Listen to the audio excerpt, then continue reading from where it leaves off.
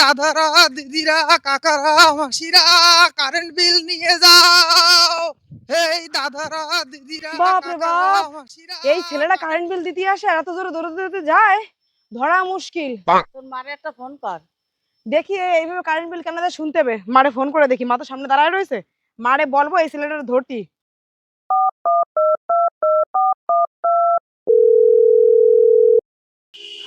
Hello মা, current bill আলা আজকে বাড়ির সামনে কারেন্ট বিল ফেলতে ফেলতে গেছে, ওকে ধরো তো, সামনে যাচ্ছে যে দৌড়াতে দৌড়াতে।